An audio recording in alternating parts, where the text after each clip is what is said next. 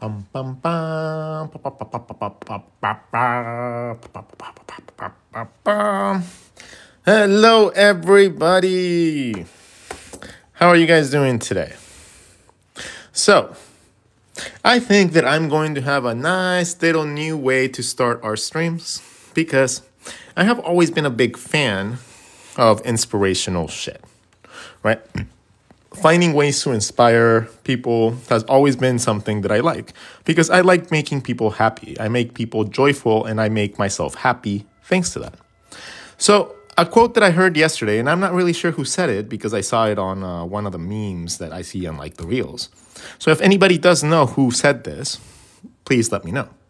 But I saw this and I was like, wow, that's really, really nice.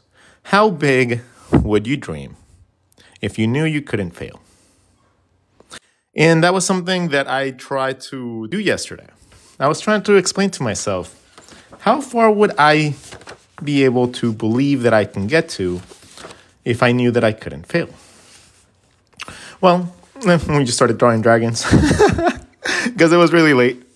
And we ended up drawing dragons and we drew Harold. We called him Harold.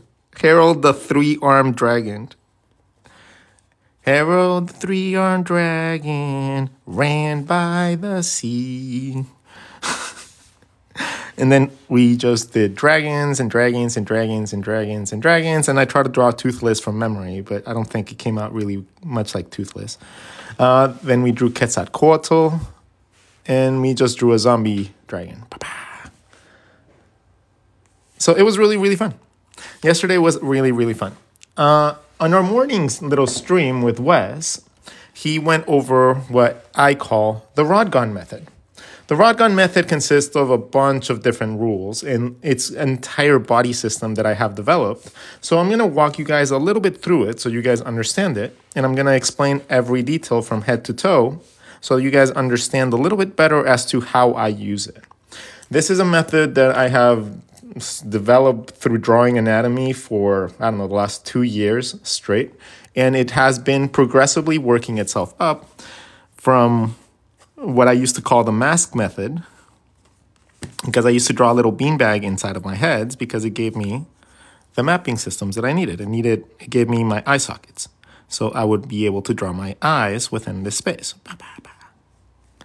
Right? The mask method was a very rudimentary way to learn how the face tapers, how the face fits within our structures, and it also gave me a big understanding as to how I could easily modify a simple shape to be able to create several different character designs. So this was an entry level. Right? This was the entry level of what I started developing. Little by little, this taught me that the face has a little bit of forward taper to it. Right? Our facial features are not necessarily towards the edges, and we have a little bit of distance in between. So this is the reason why I found this to be incredibly helpful. This was pretty much the one thing that made it like understand volume for the faces a little bit better. And then when I started drawing more, I started observing people's faces. And I started noticing that a lot of people had muscles along the lines of the nose that went directly down.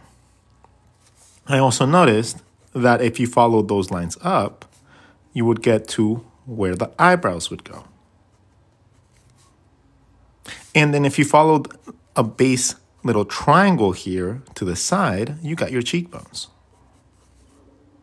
So it was really, really cool to be able to just draw 3 shapes and have a consistent shape for a face structure.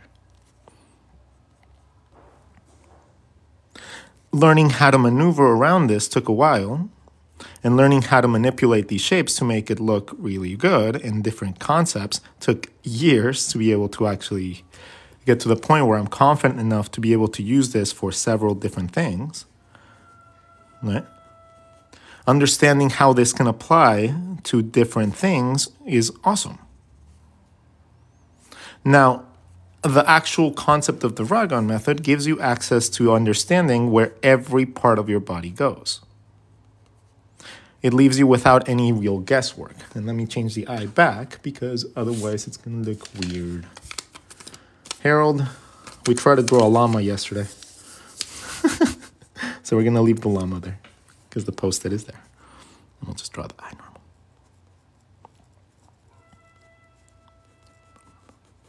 Cool. Sideways llama next to the face. So when we're drawing the face, using these guidelines, well, if we use any shape, any shape, we can now use these guidelines to come up with a skeletal system inside of it. Triangle, guideline, guideline, triangle, guideline, guideline, guideline, triangle, guideline, guideline, guideline. And then the next thing was figuring out how to draw the side of the head. Drawing the side of the head, well, it was always just splitting it, right? And then having this be the side. But there's an easier way. By going on the bottom of your cheekbone, draw a circle that just touches the edges of your head. And that is going to give you a very nice little semblance of a skull. Bottom. Round it out. We have a skull. Can be a vampire. We have a skull. Now, characters are going to come in all shapes and sizes. They're not all going to come in the same structure. Some of them are going to have bigger features. Some of them are going to have smaller features. Some of them are going to have mustaches. Some of them are going to just be little cute characters, right? With big fat eyes. Everybody's going to be a little bit different. But this gives you a nice base structure that you can use to modify your shapes easily to get the character designs that you want while maintaining a good idea of where everything is supposed to go. Because you're doing it based on a normal structure for a skeleton. So again, any shape you draw, find the midline, draw a triangle, and then use those triangle lines to find these 3 shapes. Once you do that, you can come up with the side of your face by drawing a triangle that connects on the bottom of your cheekbone to the back. And you can make that any size you want, right? It doesn't have to be these proportions that are thin. You can have a more realistic character by just drawing smaller proportions and a bigger circle in the back. So this is not just something that fits within the structures of cartooning. This is something that can help you understand how to draw your heads in general because you're replicating a skull. It's a very simplified way of drawing a skull, but it's still a very good representation of a skull really quickly. Once you learn where everything else goes and how we connect the bottom of the ear to the chin to create our jaw, you start getting a semblance of a human skull really easy. So now, understanding how we have the head is one thing, right? Understanding how to draw the head is one thing, but then learning how to connect the actual body to the head is the one thing that normally costs people like, years of time to learn. I'm going to show you guys in like 30 seconds. So your head has ears on the sides, right? The ears were going to fit and they're going to fall in between your eyebrows and your nose triangle that you make. Pew, pew, pew. Between these two, that's where your ears go. So you don't have to guess where your ears go. In between your eyebrows and your nose pocket, that is where your ears go. Perfect. Why do we need to find the ear? Because the ear is the connecting point to the body. The ear and the spine are going to be the connecting parts of the body. I'm going to show you guys why. Whenever we are drawing a head, a lot of people think that our necks are really thin compared to our actual head size. And in contrast, a lot of people think that our heads are probably sometimes even bigger than our rib cage, which is not how it works.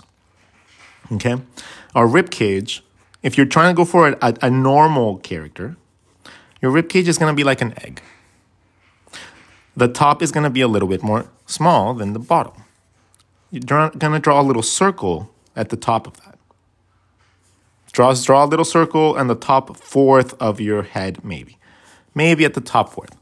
The reason being, you're going to be representing the very specific and hard to draw muscle and bone called the collarbone. That is the one bone that looks like a T at the top of your rib cage. Okay? This is the one that connects your middle of your muscles right there, and it also connects your shoulders and your pectoral muscles. This area is normally really hard to draw, and it's even like more annoying having to teach how to connect it to the actual head, unless you learn it like this. From this circle that you have, draw a cylinder up. Draw your little cylinder lines. This is already your neck and your head. Ta-da! When you connect the rest of it in the way you're supposed to, you end up with an actual human head. So, understanding how to get there, proportion-wise, was really easy. Draw a rib cage in the form of an egg, draw a circle, and draw a cylinder up. It's going to look a little weird to you if you're used to drawing oversized heads. If you're drawing heads that are normally really large, you're going to find this a little bit awkward. You're going to find this to be like, oh, well, the head's not big enough. Are you sure that's going to be the size? Yep, that's about the size of how it works. Yep, I'm quite sure of it. I look at people. Now, this can be modified any way you want, right? So if you want a bigger head, make the upper part of your rib cage a little bit bigger so that you can have a bigger head in comparison to your rib cage. Make the shoulders smaller so you can make the bodies look a little bit larger.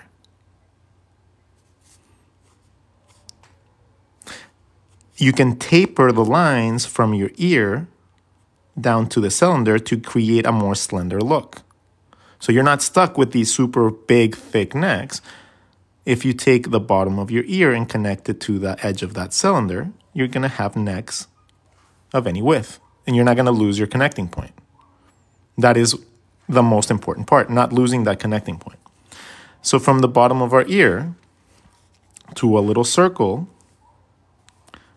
we can go edge of our head, edge of our neck. Pretty obvious. The cylinder here is going to be the difficult part for you guys at first, okay? Understanding that your jaw is going to come from that cylinder too is important.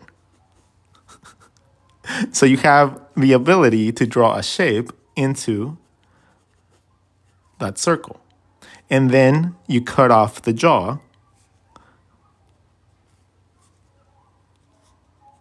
so that you can get that shape without struggling and thinking that it's two different sections. That is how you figure out proportions easy based on a cylinder. You find the general shape. In this case, it's more like a bubble, right? It's because I had the head bigger, so this shape becomes a little bit bulbous, but it's the same concept. The jaw is going to come right here, and then I'm going to taper the neck to be able to get a nice aesthetic look to it.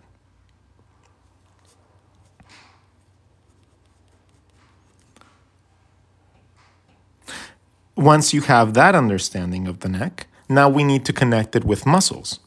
Right now, what we are using and what we have used is the spine more than anything. So we have our rib cage. If we're seeing this as a profile and the front view.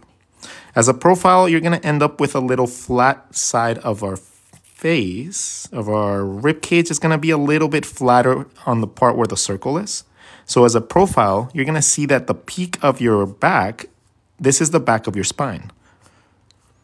Okay, this is the peak of your spine at the top of your rib cage. This is where it starts going to your head.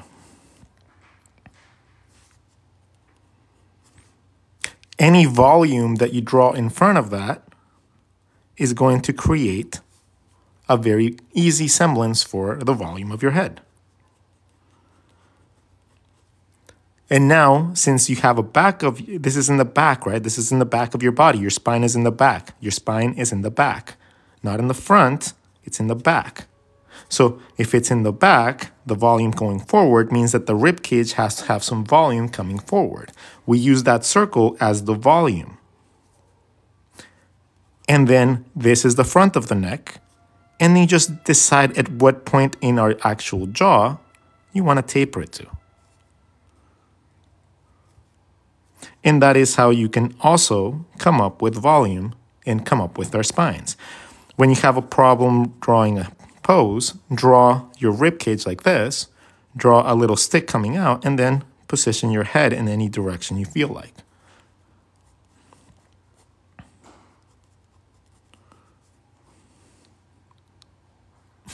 That one looks a little weird because it's like pulling to the side, but if it was like a cute girl or something walking, like, what?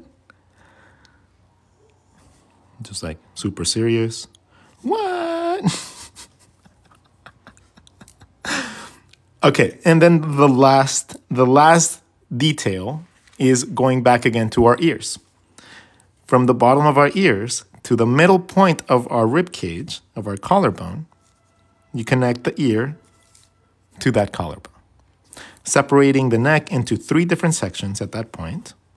Ear, circle. Middle of the rib cage, back of the rib cage. We're going to connect the bottom of the ear to the middle of the collarbone, and then the sides go up to the sides of our face. This creates the semblance for these neck muscles that sometimes are really hard. When you start drawing your jaws and other things that would cast a shadow, you would cast a shadow behind it. And if you want to go in an extra level of detail, you would add the trachea inside as a different shape.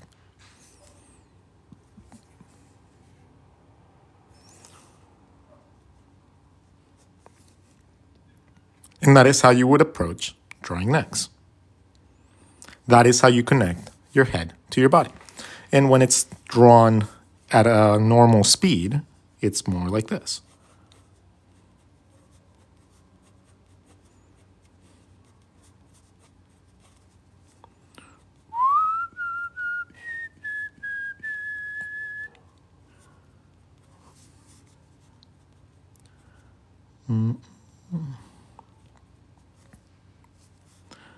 Up with my features. And then we start going into the muscles that connect to our arms and to our torso. That's the next progressive step. Learning how the collarbone works and moves is very cool because now that you have a circle, now all you need is to map the top and the bottom part of your ribcage, of your collarbone, and then draw 2 triangles to dictate where you want your shoulders to be. In this case, we drew a circle, we have our egg, and then we draw 2 triangles to where our shoulders is going to start. From there, you could literally draw stick figures down your arms if you wanted to, and then draw the volume inside. If you draw the volume to the inside of that line, it's going to look really cool. If you draw the volume to the outside, it's going to look like shit. It's a really weird situation. Triangle, head, egg, arm sits outside of our rib cage. It sits away from our rib cage, okay? This is one thing that a lot of people get wrong.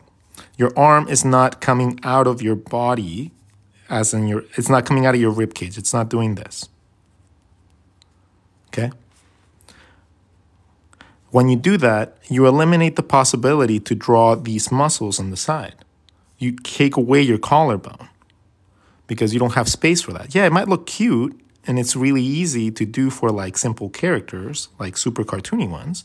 But if you get used to drawing like that, you're going to think that that's the same thing that applies to a more realistic face. So that's the problem with learning through styling. Learning through stylization leads you to the route of not understanding certain things. How do I draw the eye from this way? How do I do the face from this side? I don't know how to draw noses from above. I don't know how to draw mouths from the side. I don't know how to... That's style. That's when I know that you learn through style instead of learning through your foundations. And it's very, very, very apparent in people right away when I try to teach them, right? They try to hide it. They try to hide it a lot. And they try to like mask the fact that they don't know that. But a teacher like me, I see everything. I see the most minuscule details that you guys got like wrong because I get them wrong all the time. So I know what to look for. So it's funny when people try to hide the fact that they don't understand something. I'm currently working on shapes, so I'm a word behind. So this seems very intriguing. Be nice? What do you mean be nice? I am nice. I'm sharing my knowledge. Me being direct with you guys is not a matter of being mean. If you see it as meanness, it's because you're seeing it as a personal attack. And by seeing it as a personal attack means that you are probably insecure about that on concept, right? And if you're willing to actually step up and say something about it, it probably is a very big insecurity in you. So instead of thinking that someone random on the internet is attacking you because they're saying something and you think it's mean, how about you just take a moment to consider why you're thinking of it as a personal attack?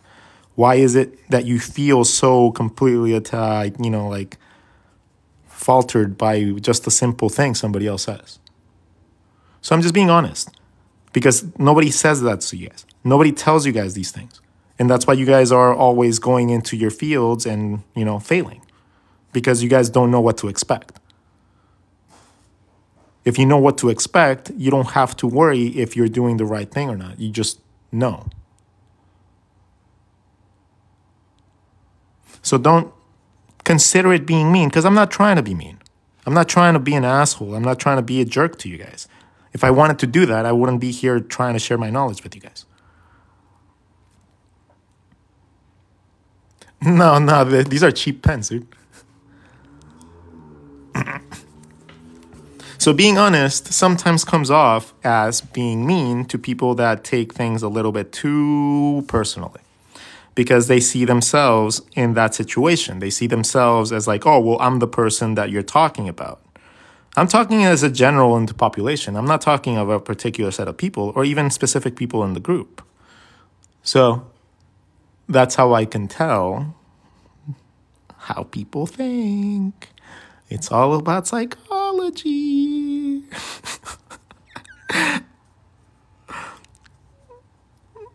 I like to mess with people's brains too.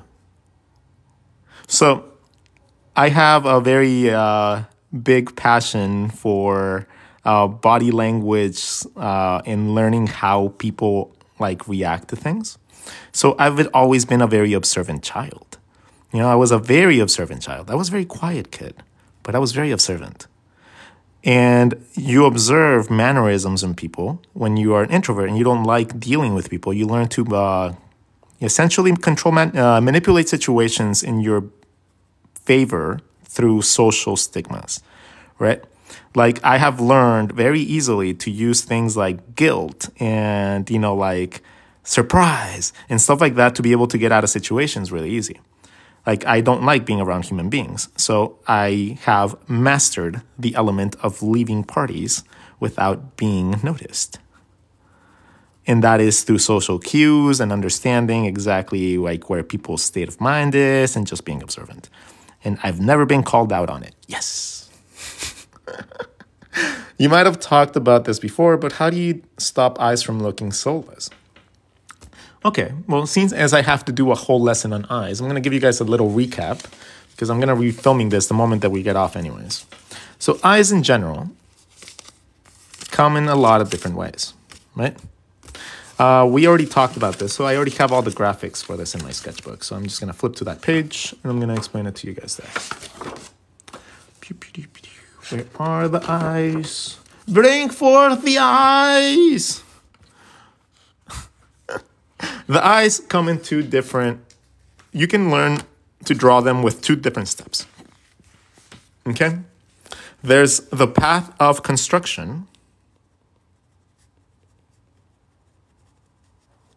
which shows you how to build volume in your eyes. Start with a circle, draw a circle inside that circle, and then use that to draw your guidelines your eye in a direction, right?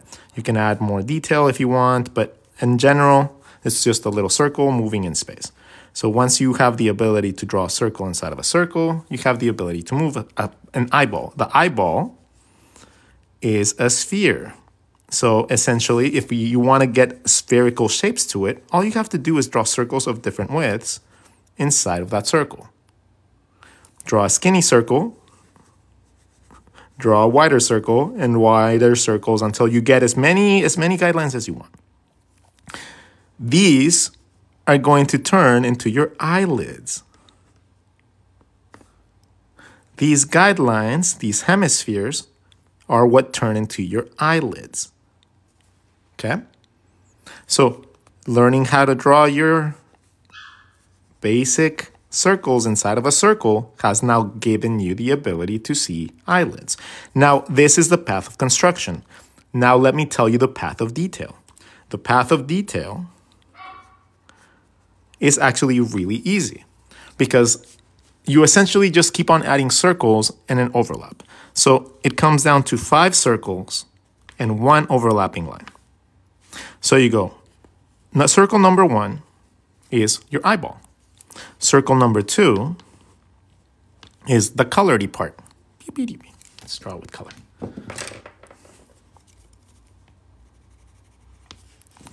When you add 3 circles, now you have the colored part, and now you have a black part. If you add 4 circles, you can add a highlight.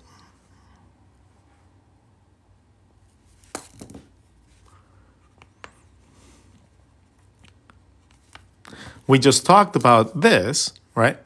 So what are hemispheres? They're pretty much ovals. So circle number 5 is going to be an oval that goes around. And then the last step is an overlapping line. You overlap the top line. And that is how you create eyeballs in 5 circles and an overlap. Now, let's apply that to the sides and the front and stuff like that. Well, when you get used to drawing your eyes like this, all you have to do is draw your guidelines, draw your 5 circles, and an overlap. And you have eyes in any position, any shape, any way you want.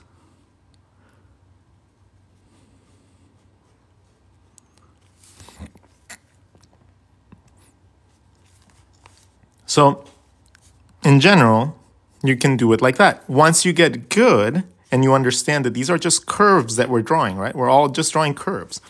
You're going to get to the point where you can draw 1 curvy line, 1 intersecting curvy line, and your detail. And you'll be able to draw eyes in an instant.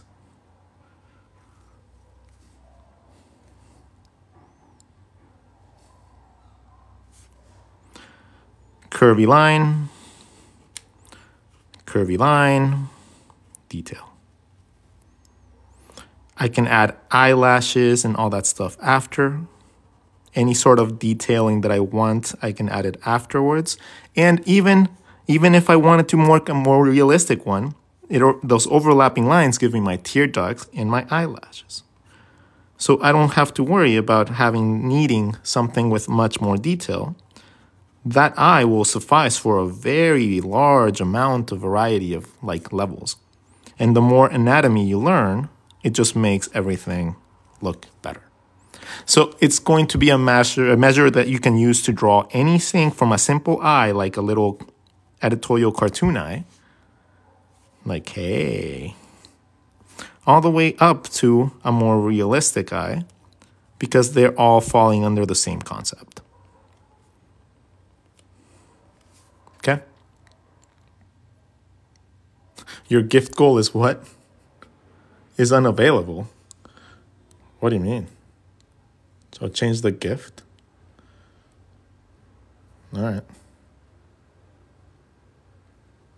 Oh, I didn't know you had to change that thing. I thought it was just like a little icon. What do we choose? Let's choose hearts. There you go. Yay, there you go. Cool. All right. How do we use shape language and character design? Well, that's not part of the eyes, but we can talk about that too as well. But any questions about the eyes? Any questions? When you're seeing things in profile, when it's a complete profile, the eye, this is another one that's very useful. When you're seeing it as a complete profile, your eye only reaches about half of that sphere. So it's easy to map one point here, one point on the other side by drawing a little circle again, right? And then connecting those with half a circle, half a circle. Going around, it creates your eye. Learning to draw through your shapes is going to be incredibly useful for you. Profiles, half the eye, draw a circle, connect these with a half circle, half circle. You have yourself another perfect eye. So keep that in mind as you guys are learning, and then when it comes down to eyelashes, you're going to draw the circles. Instead of going horizontal like we did here, we're going to go up and down. And then whenever it hits the line, it changes direction. So if you're trying to draw eyelashes, draw your guidelines going around by drawing circles inside, draw your eyelid, and then whenever these hit, it curves up. Eventually, you're going to get it really, really quickly. Like, this concept does not take very long to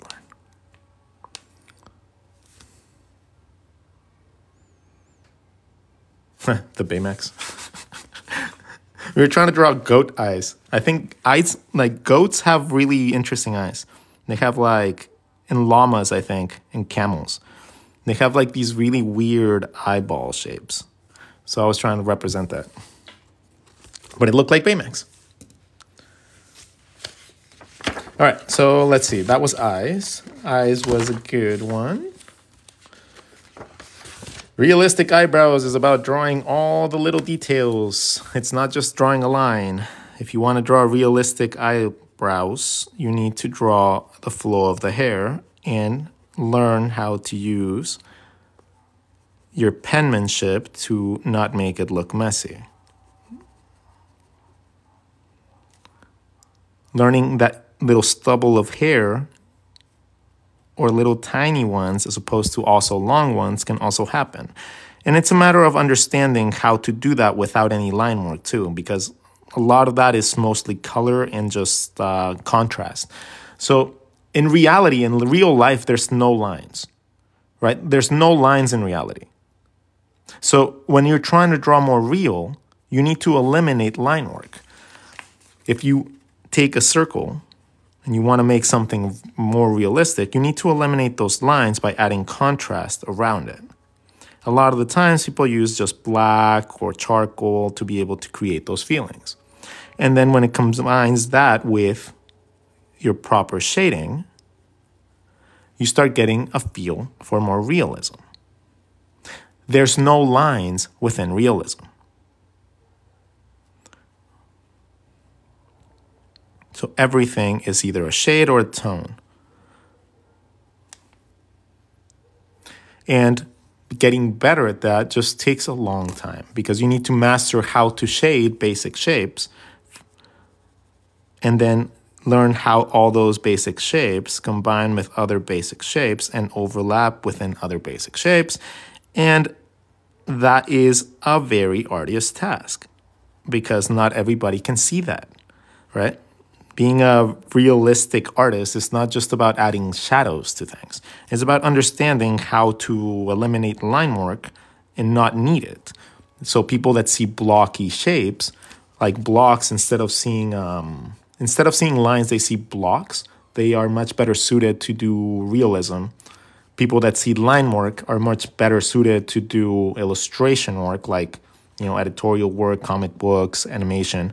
And people that do hyperrealism have sometimes a very hard time drawing cartooning, by the way. So it's not like you're just the only person that's like, oh, no, I'm struggling. No, they're struggling with simplification, too. Ask anybody that does heavy realism, and they'll be like, dude, I can't fucking draw a cartoon for the life of me. It just looks like shit. It's really weird. It goes back and forth both ways. You've never heard anyone say that? I had a girlfriend that was a hyper-realistic artist, and she could not really draw cartoons. It was super hard for her because she would see things in blocks of shading, right? She would not see this. She couldn't see this.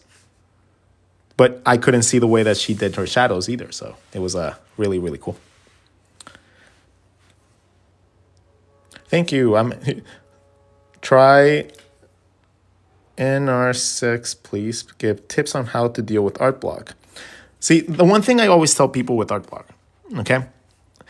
If you are a person that's trying to do this as a living, like for a career, if you're trying to do it as your profession, you don't get the liberty of art block. And that sounds kind of harsh and like mean, right? Like, it sounds like super like, oh, well, what do you mean? How is it that you don't get art block? No, the thing is, I have emotional states, right? And I have times where I'm a lot less productive than I normally am. Times where I'm down, times when I'm depressed, times when I'm sad. But if I don't make artwork, I don't eat. And I like eating. Do you like eating? I like eating. The thing is, I don't have a 9 to 5. So that's the difference. I don't have another source of income that is outside of the concepts of my creativity. So if I take a day off because I don't feel good, I don't eat that day. I don't make my bread that day. Art block would cripple me. Art block would straight up bankrupt me. So I don't have the chance to. I don't get the ability to do it. I don't get it because I can't.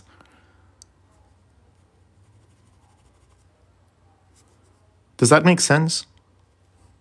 Because when you have the ability to choose if you get to be creative or not, then that's different. You get the priority. Oh my God, yes, I get to be all like, in my feelings and, choose if I want to do art or not. I don't get that chance. As a professional, very rarely do you get that opportunity. If your boss asks you to do a logo and you don't feel up for it because you're feeling a little down, they're still going to want that fucking logo. It's just not going to get it from you. They're going to get it from someone else. So your ability to be able to produce on a call, that's literally the whole concept of freelance artwork. Okay? It's very tiring sometimes to do that. Sometimes it gets exhausting having to deal with people and having to read their minds and having to be able to create the things that they have in their brain so that they can succeed in their fields, and then you end up realizing you never do that for yourself. So at the end of the day, you spend all your creative energy making other people's dreams come true, and then you have no energy left for yourself most of the time. And it's not till way later in life that you realize that maybe you shouldn't have spent all that time making other people's careers happen when you didn't really focus on your own. And when you get laid off from that job that had you for 10 years, 5 years, 3 years, because, the market isn't where it's not anymore. It's not the same thing. It will happen.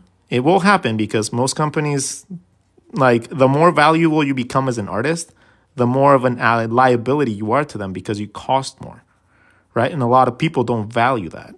They don't value the seniority of artists as much as they value the bottom line in their bonuses and paychecks. So at one point, regardless of how loyal the company is and how much of a family you are, you'll let go. You'll be let go. And you'll feel devastated. And if you don't prepare and you manage to get your shit in order so that you can actually function and survive without the need of being employed, well, that is going to That's going to kick your ass, and you're going to end up taking jobs that you don't want to take. You're going to end up taking survival jobs. That's what I call them. Jobs that you take just because you're in survival mode. And sometimes those jobs get really comfy because they give you a nice steady paycheck, and you forget, you know, how important it was to be able to pursue your art. And if you went to art school, well, now you have a shit ton of loans, probably. And now you're not even doing the thing that you wanted, and you still have a fuck ton of loans that you got to pay back. Congratulations. It fucking sucks. How do you do it without being employed? Well, you create something that's valuable for people within your creative levels, within your ability to create things. You find something that you can bring that's valuable. It doesn't have to be stickers or a comic. Yeah, it's really nice if you have a really nice concept like that, right? And you have like a grand idea, and you have that grand thing, that grand plan that we all have. We all have a grand plan, like the one thing that if we do it, it's going to be the best thing in the world. For me, it was publishing a book. I published a book, and then I was like, oh, I could have done that years ago. Fuck. So now let's go for version 2, version 3, version 4, version 5. And then that goal that you thought would never come came and went, and now you just feel like, oh, what's the next thing? If you guys have never watched the movie Soul, it is the perfect representation of this. Okay? If you guys have never seen the movie Soul, it's this wonderful depiction of what happens when you achieve a goal that you're so desperate to get to. And then at the end of the day, you lose that chance and you regain it, right? And you finally accomplish it, and you feel how it is fulfilling. Don't get me wrong. It's amazingly fulfilling to be able to create, you know, like, and achieve the things you want. But when you get there, you realize that that's just the next step, right? You realize that it's not the end of the road. You achieving that success is not going to change that you still need to wake up the next day and be creative again. When you have to do it for a job, you don't get days to rest. You don't get days to break. And that's why it's like interesting to see how many people get into this field without really understanding what they're getting into. Like when you're getting into the field of art, and if you're planning on being employed instead of being your own boss, get ready to never work on your own work unless you put time aside for it. Unless you strictly set time aside for it, you're not going to have your own experiences. You're not going to be, most of the time, you're not going to do any artwork that even resembles what you want to do. Most of the time, it's just going to be like, oh, the client needs this, the client needs this, the client needs this project needs this person needs this for someone else. And that's essentially the whole job. The job is making somebody else's dreams come true. That's literally what the job entails. But a lot of people don't misunderstand that. They don't know that that is essentially what you're getting into. So when you go into it and you don't get to do the shit you like, well, you feel disappointed and you have unmet expectations, right? And then you feel like you wasted something and you feel like, oh, I won't be able to make it, but you never really understood what the field was in the first place. So nobody does their research before they go into what they want to do, understanding what type of lifestyle they're going to end up having if they follow that career path, and how you need to manage to survive within those fields. Nobody does that. They just join up because, hey, I want to be an artist. But they never really give it a thought as to why you want to be an artist. Do I want to be an artist because I love doing art so much? Or do I want to do my own thing? If you just like doing art, you know, fuck it. If you just like animating, but you don't really know what stories to do or anything, be an animator for a story, for a company, because that's going to be awesome. They're going to give you all that information and you don't have to think about it. You know, in this situation, that's amazing. That's a great goal. If you're a person that has a fanatic, like, you know, like personality that just wants to be like number one, you want to be that one standout artist, you want to be known for you, that was me. Working for a company is not going to get you that because it's a team effort in that sense. Your name in a credit line is not going to give you the satisfaction that you want. So in that case, you need to pursue your own thing, and you need to pursue your own goal, and you know like side things and stuff like that. Goodbye, llama. I don't need you. What are inside your books, and what would you... Well, inside my books are hundreds of pages like this. Hundreds of pages worth of lessons and plans that we've done on stream. So a lot of them can be found online too. Like if you find a page, odds are it's online in one of my streams, and you guys can just draw along with it. So it's kind of like a draw along book / reference book / coloring book / do whatever the hell you want in it book. You said just draw sushis for a month. What do you suggest as the next practice? Okay, so if you practice sushis for a month, you're going to have the ability to draw your legs in a much easier, cohesive way. The sushi is a circle that encompasses your belly button. The middle of the sushi is your belly button.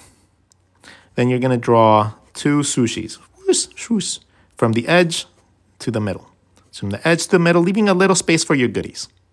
Okay? You always need like a little triangle for your goodies. Draw your feet, and you have a very simple way to draw legs. If you connect the edges to the actual body and draw a circle, now you have your hip bones. Once you find your hip bones, you can start moving your sushi around in any direction because now you have the connecting point to the body. So now you can, like move them around any way you want. So now that you have positioning with your sushi and you know how to draw basic legs, you can start adding more anatomy to it if you want to. So swoosh. You can start adding bands and muscles and detail. And then the next step from here is understanding how to draw the upper part of your body, which is just your pectorals, because you already have your belly button. And then learning how to rotate that around that top sphere to come up with different positions. Learning how to rotate the upper body around the sphere should not be incredibly hard because it's just rotating around a sphere. When you twist and stuff like that, you essentially just rotate around that sphere.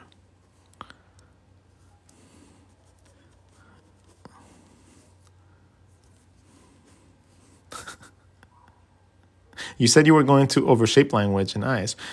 Did I? I thought I said that I was going to go over eyes, but not about shape language and eyes. Shape language essentially comes down to this: circles, squares, and triangles. Circles are soft. They're happy. They're joyful. Squares, they're solid. They're dumb, and they're sturdy. And edges, triangles, are edgy, dangerous, pointy, and, just edgy in general. So taking those concepts into consideration, if I draw really round eyes, it's going to look nice and cushy.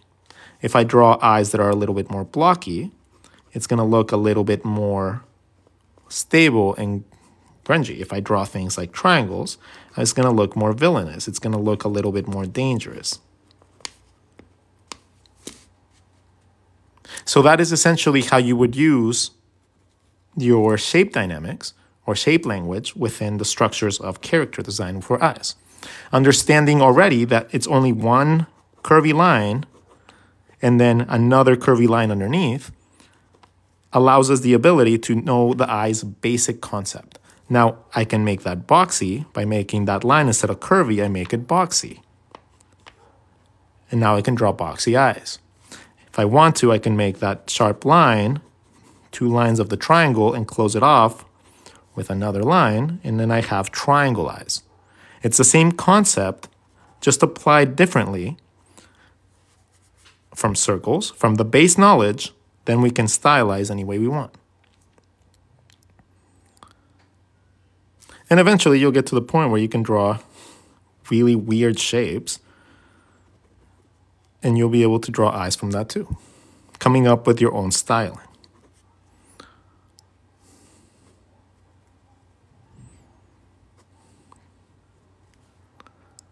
Okay, so you'll figure it out, but this is how you would use shape language in order to draw eyes a little bit better. So a lot of anime styles are more like rectangles, right? Rectangle, dark line, intersecting, give myself super cool eyelashes, and nice. But how do you make them look somewhat symmetrical? I don't know. It's the same shape, dude. Like when you draw one eye, just draw the other eye and connect like a cylinder. And then you don't have to worry about it looking off because you'll always have them the right size. Like, what do you mean? Like, how do you make these look symmetrical? You just have to learn how to wrap around that line, dude. Point, point, point, point. Curvy line, curvy line. Bottom curvy line, bottom curvy line. And sometimes your nose blocks a little bit of it, so you don't see it like that. You draw your color. You overlap your line with whatever styling you want. What am I missing? What am I doing here? What am I not like explaining right? Draw through your eye. Draw through your shape, otherwise you're never going to get that shape right. If you keep on thinking that this eye is like this weird, like thin shape and this eye is just normal, you're messing up because no, that's not what happens. This line right here is your nose bridge that's blocking the rest of your eye from showing. So if you draw through your shapes like you should, you get to see how the eye works. If you don't, you're going to be confused because you're drawing based on style.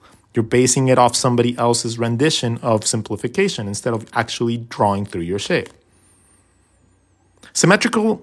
Okay, when you're drawing faces, symmetry is completely overrated.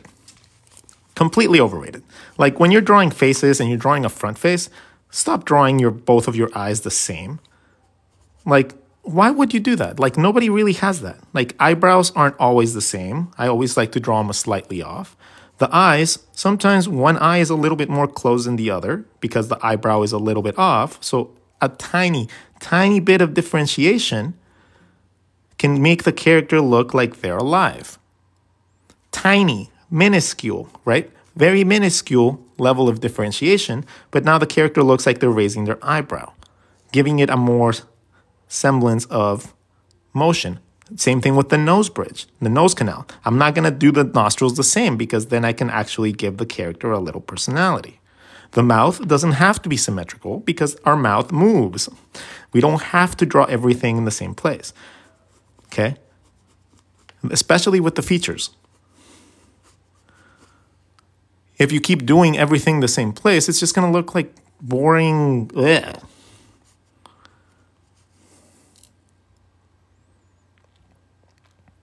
Symmetric features are boring. So stop like confining yourself to having that perfection as a measurement because it's not. It just looks ugh. I've drawn caricatures for 20 years, right? 22 years.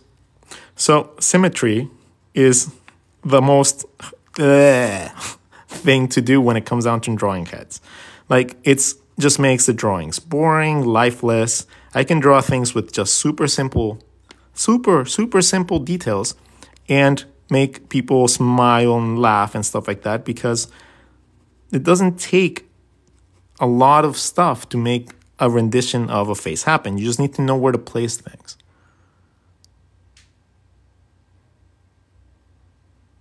The neutral looks. Well, a neutral look would be like what? Like just like chilling, right? Like so. So it's one semi-curvy line, one intersected curvy line, and if I want to draw the other one, I can just draw a little cylinder matching that same shape, and then I match that line.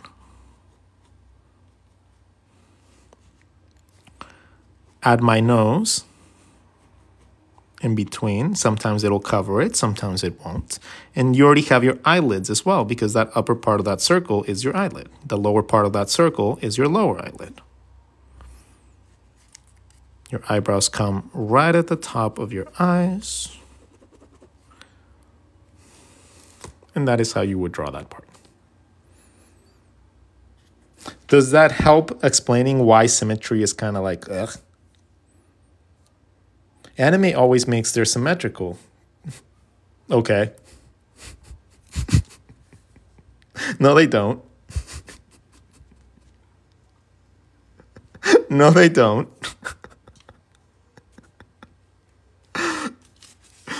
You are watching very limited. Have you ever read a manga?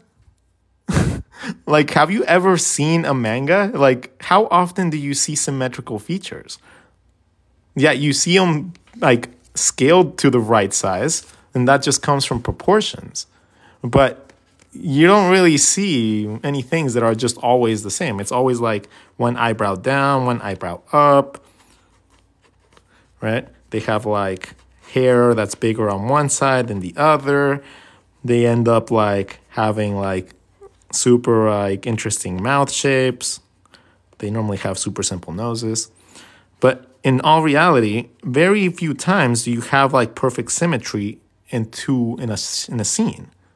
And if you have perfect symmetry, it means that you're looking at it from the front. You're looking at it directly from the front, and that tends to be one of the most boring angles because you don't get any depth within your face. Yeah, mistaking good layout for symmetry is very common. You're probably one of the most helpful artists on TikTok. Yay! I think so too. But the spacing has to be the same between the ears and eyes. Yes, but that's why you use that method, right? That's why you use mapping systems. The reason that you use mapping systems is so that we can narrow down the areas in which we need to draw those shapes. If I narrow it down to this, it's easier for me to identify the middle of this and the middle of this to draw my eye in the right place than it is to draw it on the whole thing. It's easier for me to understand half of this to draw my ear than it is to draw it on the whole shape. It's easier for me to understand how to draw a mouth within this little shape as opposed to thinking about it as a void that's just floating in the middle of nowhere. Giving yourself mapping systems is the way that you learn how to properly draw things, and then you give yourself a little guideline so that you don't have to mess up.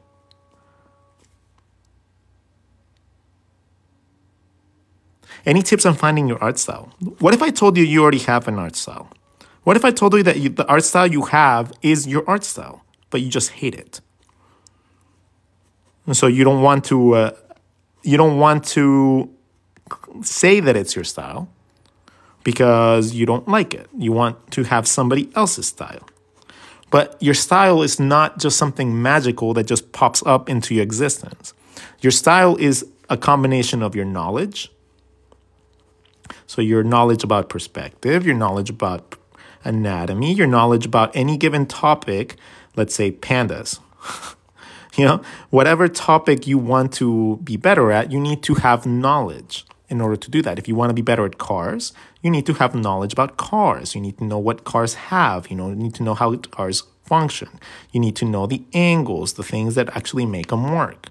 If you don't know that, you're not going to do anything more than just an iconic car because you don't know how to do it, right? If you don't know how to draw a building and you never drawn buildings, guess what? You're not going to do much more than this because you're not going to be able to see the intricacies that happen. You're just not going to be able to do it. Without knowledge, skill becomes irrelevant, right? You can have all the skill in the world. You can be able to draw every minuscule detail of something. You can draw every pore of a human and every little hair that you can possibly think of, every vein. But if you don't understand how to place it or how it connects with everything else and any sort of like understanding of notion of what you want to create, then you can't do it. Now, that's only part one. Part two of your style is your penmanship. How good are you with a pencil? How good are you with a pen? How good are you with a brush? How good are you with the materials that you want to get better at? Have you taken the time to study how to use them properly? Have you seen how you can push them to their farthest extent? How much limits do you have within that one thing that you choose to draw with? That is part 2. This is where your drawing practice comes in. This is where you have to draw circles nonstop, boxes nonstop, connecting edges so you can learn to draw through your shapes. All those little exercises are the ones that help you achieve better penmanship. We don't do them because they're fucking boring sometimes. Then it takes a long time to just sit there and draw boxes and cylinders and circles and noodles and everything like that. It takes a fucking long time and then we just rush it, right? We're just, fuck it, I'm just going to draw a whole page. I'm just going to draw a whole page. But every time you do that, you completely lose the point of having those exercises done. You have to learn to have patience. You need to learn to be precise.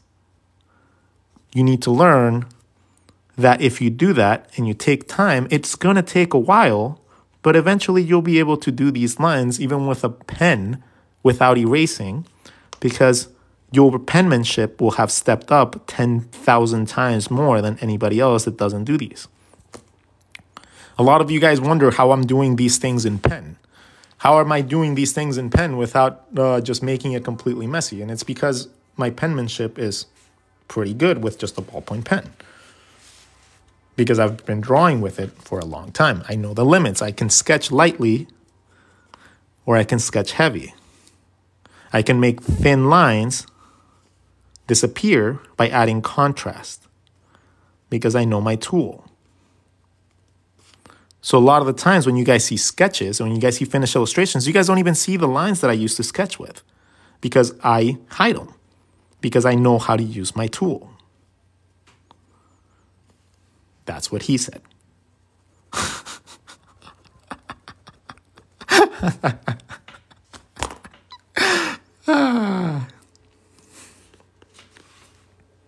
I crack myself up. You don't need to crack yourselves up. I crack myself up. Is there any way you could go over how to make hair? I go over hair all the time. The biggest suggestion that I have for you is to understand where your hairline goes, right? Your hairline is going to be the biggest factor in determining hair. Learning how your hairline works is essentially the key to understanding hair. Your hairline is in the top third of your head. Above your eyebrows, you have your forehead and then your hairline, right? So the upper third of your head gets divided into your forehead and your hairline. So if we do that, we can understand a little bit of the spacing for that. Then it connects to the front of the ear and in the back of the head. So we have this general concept for a hairline. If we're doing this as a normal sphere, we would have a circle going at the top, touching the edges, and that's what we get for a hairline. Okay?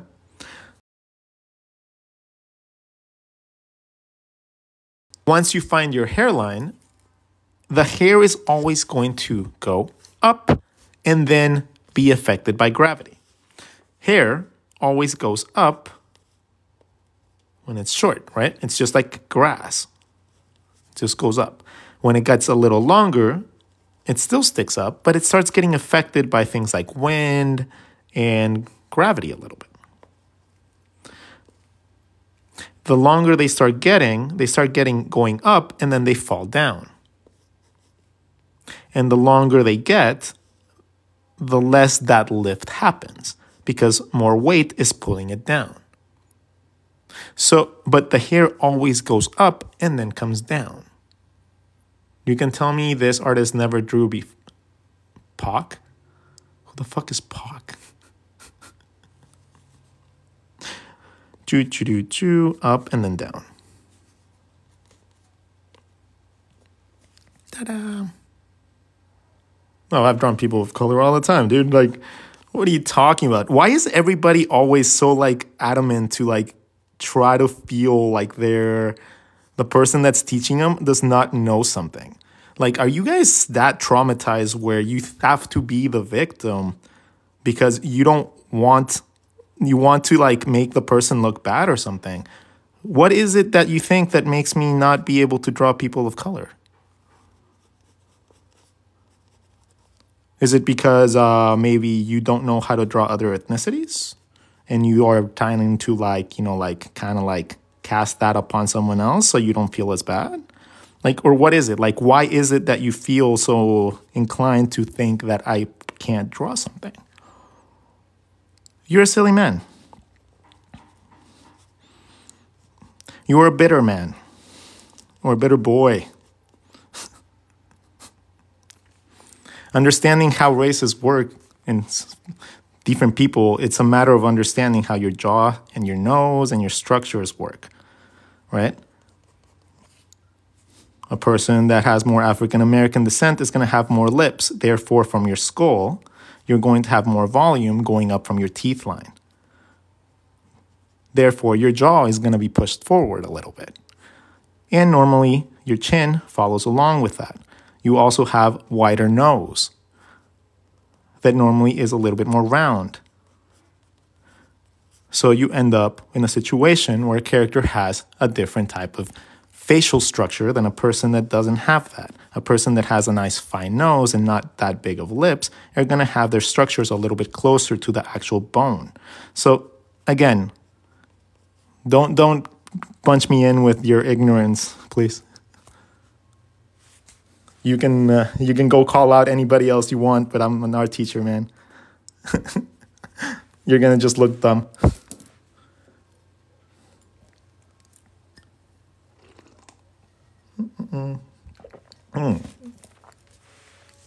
For Asian ethnicities, they come in a lot of different ways, but a lot of the times it's gonna be distinguished much more by the eye. The eyes for Asian ethnicities tend to have the eyelid a little bit different. A normal Caucasian eye is going to have their eyelid showing predominantly, right? You end up with your eyelid predominantly shown. When it comes down to somebody of Asian descent, you end up with a situation where the eyelid is hidden. So the eyelid is still there, but it's hidden by the brow muscle. So you end up with a situation where you only see a little bit of the eyelid, or if any at all. Caucasian eye. More like Asian eye. Their eyelid. It's all about the eyelid. Is that the same thing as Native American? I'm not really certain. I don't think I've drawn that many Native American people. But I have a feeling that they're going to have a much more like a Mexican. Like, it's heavier eyebrows. They have thicker eyebrows, a thicker brow muscle. And they tend to have more dynamic eyelids. So it's much more like a heavy eyelided person, I guess. But no, I can't really say that I can distinguish a Native American person just from the eyes alone. That would be interesting. People that have heavy eyelids and they have droopy eyes, they have doughy eyes, what I call, just have that line pointing a little bit more down and normally sunken in to the eye socket a little bit more. Maybe. Oh yeah. Well, they do have an angle, right? They have like an. Sometimes like Pocahontas and stuff like that, they're represented with still angular eyes, but they have the eyelids instead of being hidden. They have their eyelids still showing. So that could be the distinction. Having a Native American ancestry, it varies a lot. Yeah, I mean, like I said, it's going to be dependent on you're referencing if you don't know how to draw it. So just in all reality, I'm just saying that because I get really annoyed at people thinking that that every artist is limited just because they're limited. Right? That person that did that comment is probably like, oh, well, you don't know how to draw any people of color. I'm like, dude, like I'm Mexican. I draw Mexicans all the time. I draw black people all the time. My best friend is black. I draw him all the time.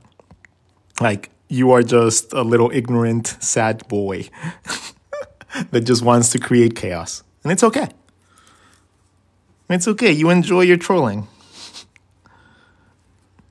It just makes me look better.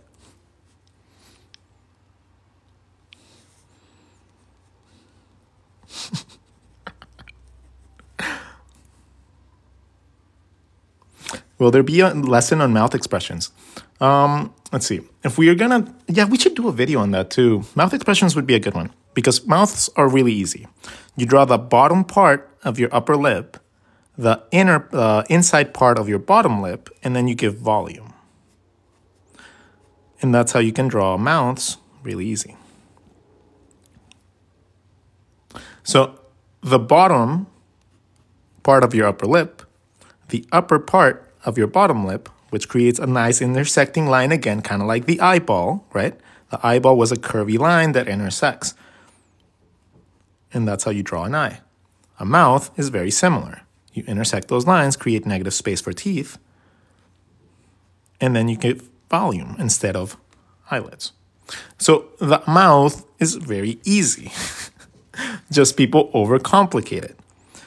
You can draw two lines and literally just draw a little tiny bit for your lower lip. And you have perfect mouths. Do I offer online classes? This is the online class. I don't necessarily like charging people, guys. Like this is the conundrum that I find myself in. I'm very good at this. I like helping people as much as I can. I still need to make money with this, but I don't like making it through the actual act of the teaching part, right? Until I actually make like actual dedicated courses for you guys, then maybe I don't want to actually charge you guys for the knowledge that I have right now, right? My goal is to just help you guys. My goal is to help you guys, and if I have to start making little like more detailed courses and stuff like that to be able to make a living or to make ends meet, then I'll do that. But until that happens, until that moment comes, I'm going to try my hardest to make sure that you guys don't have to pay for any of this. Because it's just, nobody does that. Like, nobody does that. Everybody wants fucking money for something, you know? Like, there's always a cost of entry to something. And, you know, I hate that. I have always hated that. I've hated the cost of entry to everything. I want to be an artist, I need to take art classes. I need to do this, I need to do this, I need to do that. If I want to play a certain sport, I have to do this, I have to buy this, I have to do this, I have to do this. Like, there's very few things in life that you get to just learn, be good at, and not have to spend a fuck ton of money doing. I want to help you guys not be in those situations. I want to have you guys know that you guys have a source of free knowledge that you guys can use that's actually decent knowledge, that isn't just garbage regurgitated bullshit that everybody just throws on there because it's a free knowledge. I want you guys to have full courses, full understanding, full like comprehension of what you guys do. And that's why I explain things so in detail, and every single little tiny nook and cranny that I can possibly fit in my sketchbook gets used so that I can visually give you guys these pieces of information later when I print them, right? When I print the books, that is how I maintain myself. I give you guys something really cool to take home and do something with. And then at the same time, I'm providing you guys with knowledge and all the resources that you guys could possibly want. That's what the art block books are. That's what my Coffee Break Doodles book is. The pinup book, if you want to learn how to draw women, just copy every drawing in my pinup book. Just copy it, just trace it. You'll be good at pinups within a month. Because that's what I want you guys to do with my books. What I want you guys to do with my books is just use them in any way you need to be able to succeed. And if that means referencing, perfect. If that means tracing it, fuck it, go for it.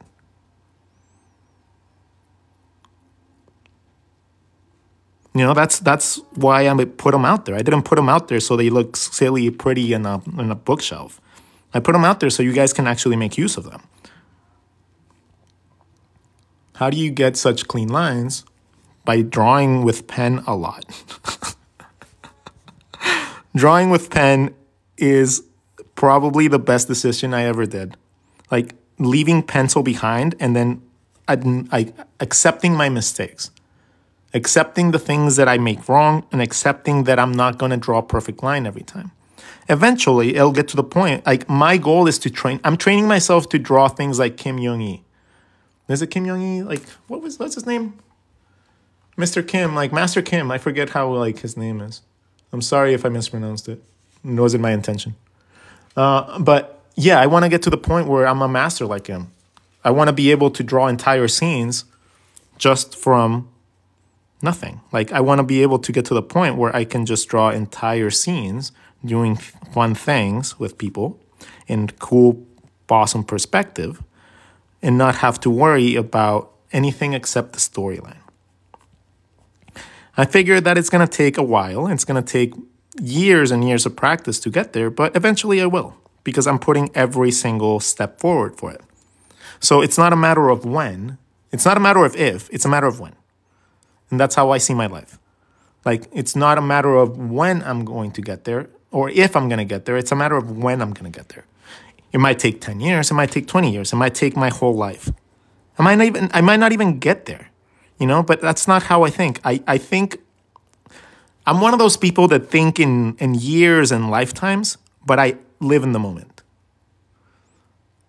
You know, like I think of future like situations and future consequences and things that I'm going to do 10, 15 years down the line. And I'm making plans for it now so that I can actually get there.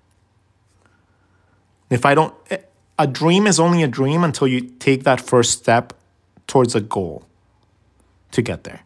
Then it becomes a reality, then it becomes a goal, then it becomes something viable, something you can actually achieve. But if you never take that first step, if you never take that first leap, if you never take that version 1 of your book, that version 1 of your comic, that version 1 of your animation, that version 1 of whatever, if you don't do that, you're never going to achieve shit.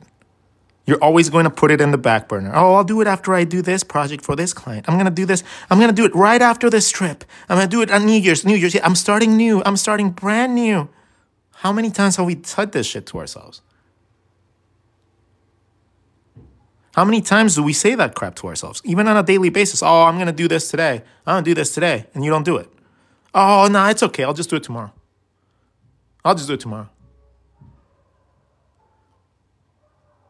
You know, it's just at one point you need to start. Otherwise, it's never going to get there. You're never going to reach your goal. You're never going to achieve what you want. If you don't do it, that's the only surefire way to never, ever, ever get there.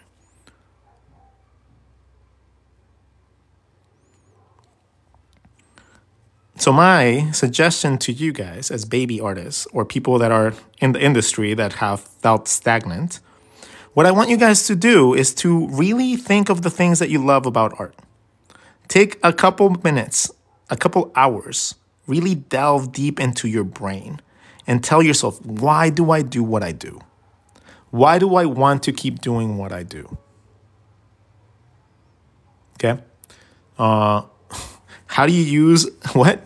Since browless is becoming trendy, what?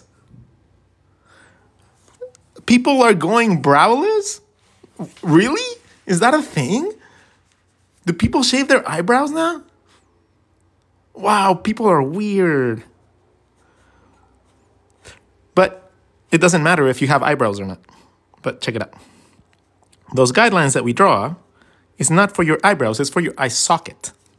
Your eye socket falls right here and you have your brow muscle still. The brow muscle doesn't go away just because you remove your eyebrow. You have your brow muscle. Like the muscle that surrounds your eyebrow is still there. So you would just draw a little indication of the brow muscle, I guess.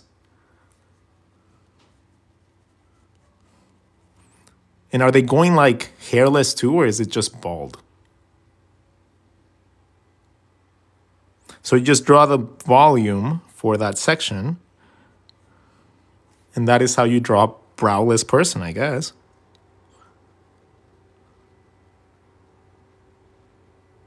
And if they shave them, they probably have like stubble.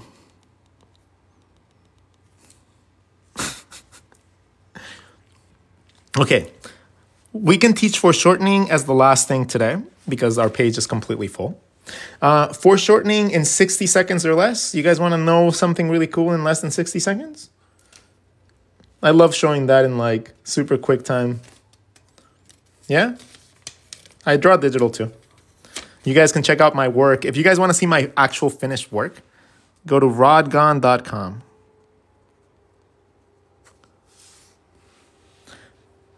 All your faces look the same? Then draw them different.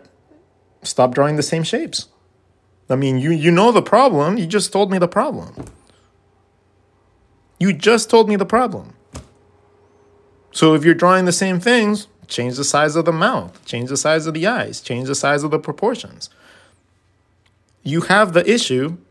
You identified the issue. Now just change it. Duh. If you have the same shape, if you're always drawing the same shape for your eyes or your head, and that's the problem, well, guess what? Just change something. Make the eye bigger. Make the chin smaller. Make the mouth bigger. I don't know. Just do something different. You were telling me the issue. You already did the big hard part. The hard part is understanding what's wrong. You already did it. You already found out. You already know the solution. You just have to do it.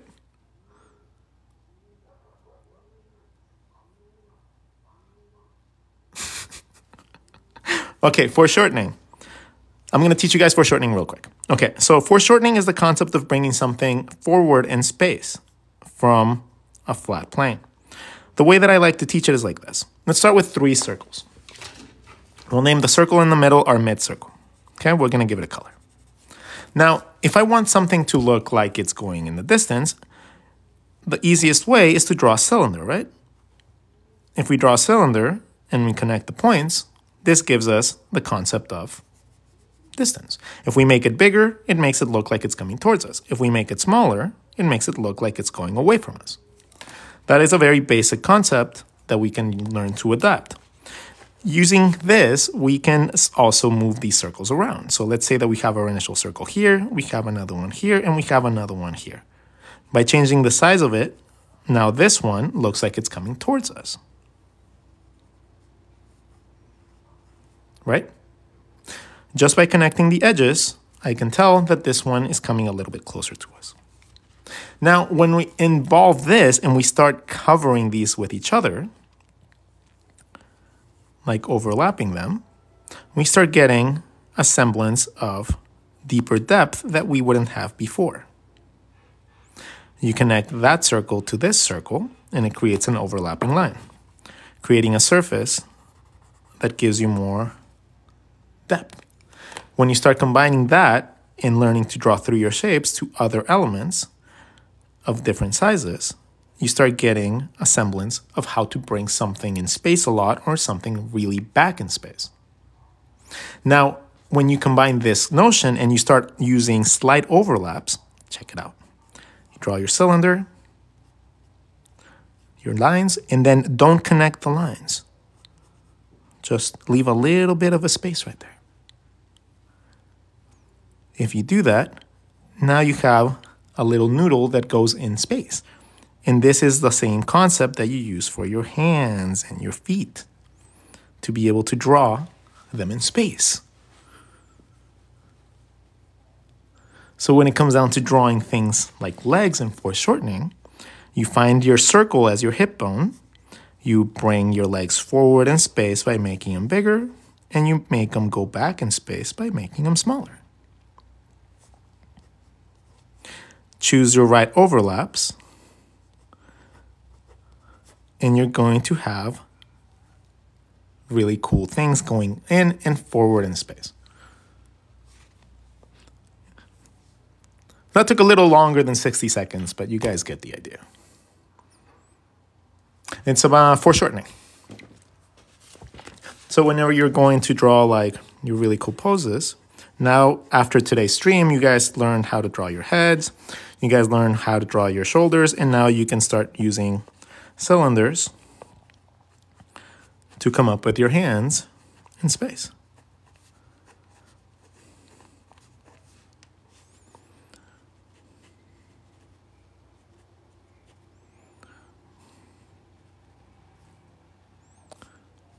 Ta-da.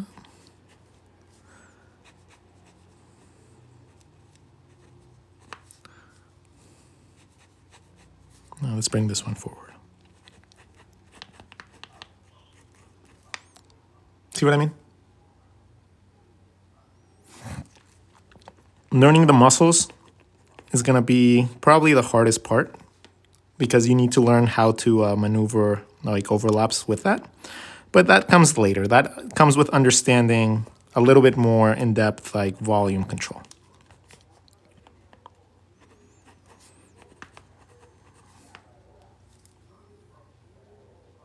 Cool. So that being said, our live is done. We are done for today. Da-da-da-da. You guys survived about an hour and a half with me. Thank you guys so much for listening to my random nonsense. Thank you for listening and being my students. If you guys choose that you guys want to learn more, there are a bunch of videos online that I already have set with different themes like eyes, hands, bodies, how to live, how to survive, how to deal with clients, how to deal with conventions, how to do traveling, how to deal with anxiety, how to deal with depression, how to deal with giving up, how to deal with imposter syndrome, how to deal with a shit ton of crap. Okay? So there's a bunch of ways that you guys can approach your career. The way that I'm giving you guys my way that I did it, how I made it work, how it clicked for me, and I'm showing you guys as I learn as well. So the more that I learn, the more that I just open up and share with everybody. So come look at my YouTube videos, come learn from me, come draw with me, come ask me things so that I can do my best to be the best teacher that I can for you guys. That is my goal. I'm not doing this for profit, so I just want to do it because I love it. So have a lovely day. I hope you guys have a fantastic Tuesday. Hope you guys learned a lot. And if you guys learned anything today, anything that you guys learned today, all I ask is that if you did, you don't have to buy my stuff. You don't have to do anything. I just ask that if you did learn, you share it with someone else. You share one piece of my videos, my reels, my knowledge with someone else so that they can also have the ability to learn for free. Okay? We don't gatekeep in this shit. We don't gatekeep in this community. My community, my group of people, my peeps, we don't gatekeep shit. Okay? We just want to grow as a community. We want to grow as a group. So thank you guys so much. I'll see you guys tomorrow for another lesson. I have pool today, so I get to start my pool league. So I'm going to go play pool there's not going to be an afternoon stream. But anyways, love you guys. Have a lovely day. Take care. And like always, let's leave you guys with a nice little message, okay? I want you guys to go on to the world, and I want you guys to show a little bit of love and kindness to people. So I want you guys to love a little. I want you guys to go into the world that is outside and enjoy some of it. So you got to live a little. Find the easiest way that you can find some joy and laughter so that you can laugh a little. And at the end of the day, we are artists. So the only thing that we really, really, really need to concern ourselves with is that we have to draw a lot. Have a lovely day, everybody. Take care. And I'll see you guys tomorrow for another lesson. 8:30 a.m. Pacific, if you guys are wondering, if you guys want to join us. Lots of information in every single one of my sources. From my Instagram has like 4,000 posts on learning. YouTube has about 400 videos and 75,000 followers. We have our TikTok with 200 and something thousand people, almost 300,000 people, and shit tons of videos for you guys to learn. And I also provide private mentoring if you guys want, but that's only if you are career bound. I would never, ever, ever have someone that's a hobbyist charge or pay for any sort of tutoring. Okay? That is just not something that I do. I like to help you guys out. I don't like to milk you guys for money. So see you guys tomorrow. Warm-ups with Wes tomorrow at 8 in the morning. And our feature presentation with Rodgon at 8:30. Take care, everybody. Love you all. Thank you, Wes, for being my mod. Insomniac, you're probably here too. Thank you so much. And KK, thank you so much for being my mod as well. You guys are the best mods ever. You guys are best. I'm going to have to do something for you guys to make sure to give back to you guys as well for keeping all the sex bots away from us. Take care, everybody. Love you all. See you guys tomorrow.